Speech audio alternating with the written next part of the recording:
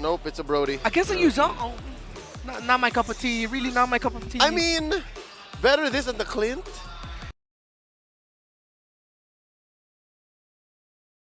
It could be a difficult game to cast with all the teleportations we might be witnessing. They could have been anywhere. They could have been doing anything else, but they've chosen to be here with us. Checking out these early rotations. Both start orange, so that's a mirrored movement. Let's see if there's anything interesting when it comes down to our emblem choices.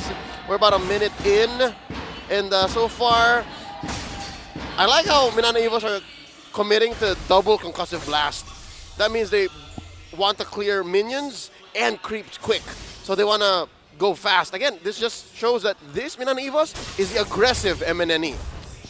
And I will really wonder what kind of strategies we'll be seeing on the opponents of Minana Evos. On Echo, how are you going to utilize all of the ways that you can get around the map? Quickly, emblems, anything catches your eyes here, Leo? Okay, everything seems to be correct. correct. Yeah, everything seems to be in order. Everything's fine. Oh, wait, top lane. Top lane though, Sanford playing with fire here, and again, it's only level 2 fights here. Sanford seems to be quite confident with all the shot essence going back to his body. That he can actually just sustain this. Carl thinks he's close by as well.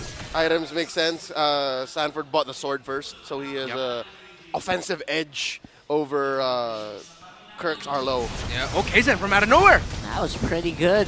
Good entry here, and they know that Sanji can't really fight right away at level 3. Ooh! The burst is not quite there yet. Sanji making it out by the nick in the nick of time. Yeah, good adjustment there in the movement by Sanji. They have the Baksha, they have the Arlo, so if they wanted to fight right then and there, they could. But for Echo, just the whole map is their playground. If they're able to find Minana from a different angle that Minana wasn't ready for, then, you know, the Orcas got him. We're basically swimming in the ocean.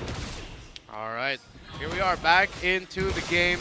Jungler of Minana Evos, nowhere near close. It's going to be a give. It feels like such an easy take here for Echo, but now here comes Shortcut. Wait, what? Level 4 right away, and the follow-up. It's what you talked Oh my about. god, this is what we're talking about. It actually does happen.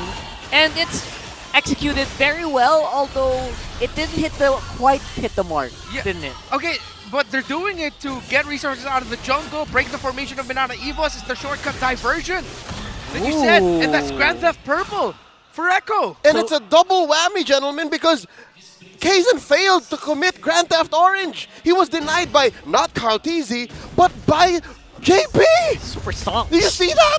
Yep. Wow, okay, so we're seeing it. We were joking about it and saying, why would you do that? Echo showed you this is what you can do with Echo. Oh, Briximo with a pull. That was very aggressive, and with the follow-up of the Eternal Guard, it actually did make a lot of sense. They're doing pretty good damage, but here comes JP this time around. Bang! Stunning it up and getting first blood on the chip. This is JP's fault, man. Yeah. Kaizen tried to go for the buff steal, traded for the turtle. JP said, nah-uh. They went in for the engage, forced Minana Evos to overextend, make them think they can fight in mid. In that turret take did not happen, even with the amazing I'm Offended. And then overall, there's a deceptive amount of damage from a chip early on, especially with the concussive blast and the enhanced basic attack. That is very true. That's something that's slept on actually by a chip. Like his early on pokes, if you have concussive blast with him, it's surprising because it's magic damage. And here's JP again. And the stun is actually quite real. Beautiful Eternal Guard, not available yet. And with the shortcut, once more, it is a big threat. Once JP activates shortcut, it's like a small amount of effort to get into the diversion. Now it's Sanford who will actually pay for the price here. Could have been something here. 1 for 1 maybe, but no, Kirk comes out on top. Diversion, do they see this though? And Sanji with the answer. Oh man. Again, if the first 4 minutes was all about JP and Chip, here's Sanji saying, you know what, I still matter, I'm still here, I can get away with things. I can do this all day, and I can do this too, says Sanji. And Echo will get another turtle. And this is what we theorized that Echo would do, smother the map presence of Minana Evos by just teleporting everywhere. As we look at the item builds, where are we at, Leo? Alright, so far, the whole silence from the gold laners might actually be benefiting Minana Evos. The fact that they're not pressuring Doming as much, even in a matchup wherein the Roger should be the one setting the pace, means maybe Minana Evos is holding on to something. Maybe there is a build-up there. That aside, it's clear that the rest of the gold lead is everywhere else on the map. The other 4 positions, the other 4 roles from Echo are way ahead. That's why Kaltisi can do this Yeah. to Kirk. Just do things like this. Sanji close by Oh, he to missed. provide just enough damage. And maybe if Sanford's really feeling it, but right now their focus is on the turret. Take out a kill once more. Portal. And here comes shortcut for part 2. The action is not done quite yet. And there you go, the 5-man stack here of Echo, just unstoppable by Minana. Oh my and look God. at this, they're just keeping on going here. Cedric. What a play! Underneath the turret, oh man, taken out. Just like that Twice song, Nasty. Ooh, did they just do that? They went in deep up top against Kirk, took him down, and then almost immediately, without even 2 seconds, blinking, thinking about it, they respond to bot, coast to coast, literally. My bro, you were referencing twice the song Nasty, right? Yeah. Nasty. That one? Onces, please don't chase me. I am a once too. Chae Young is my It's bias. so good. But Echo, Can't get over it. I can see now why Sanford was saying, please ban this hero. I hate the chip. They got to pick it, so please ban it unless we're using Yeah, it. because Echo, this is how they play the chip. Paired up with a low Yi. And in theory, again, what we feared would be a devastating combo is actually true. It's happening, and to be fair, it's less about what it's doing and more about the speed that it's being done at. Yeah. Something tells me, yes, again, the aforementioned preparedness of all of the teams in MPL Philippines towards such a hero, towards such a kit. But the way Echo's using it, it's happening in the blink of an eye. Echo Express all over again, but instead of a bus, they're using a DeLorean. This is just straight up time travel. Oh! Here we go Time again. travel right now in the middle of the fight, just throwing JP, and then the start of what seems to be a beautiful Echo collapse once more. This time around, there is going to be a bit of a punish there. Sanford going to get taken out, but everyone else is basically free to do whatever they want right now. Dumping in under the turret here, flying it around. Killing spree for Benny QD already. My goodness! Bro, the Echo Express has turned into the Magic School Bus. If you're too young to know that reference, then yes, I am that old. You're old.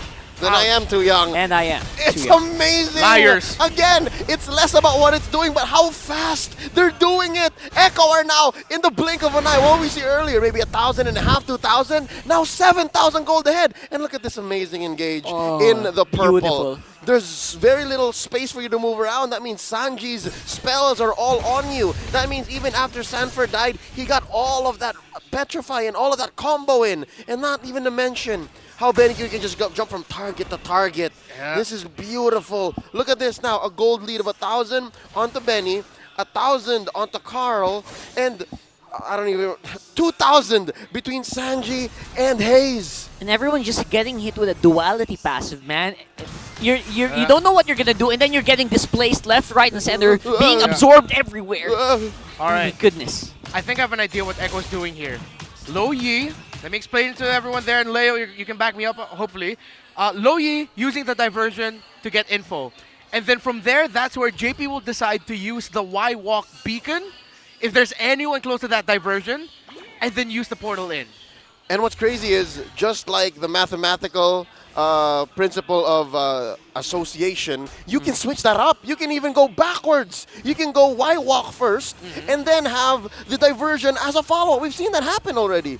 Yeah. So you can move parts of this equation back and forth. And because of this, 9 minutes in, it's a 7,000 gold lead and climbing. The young Tigers have been completely just... They've had the rug swept out from under them. All right, while Echo goes for this free lord, again, there's very little Minana Evos can do to contest.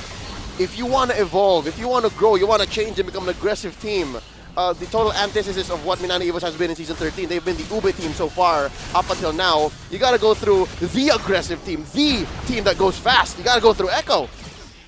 And look at that, Roger parking himself, Benny Cutie under that shrub because he had a feeling that maybe Minana Evos would dive his tower and try to take him down as a trade for that first lord of the game, but that is not the case. Items are up, and look at the discrepancies between everyone.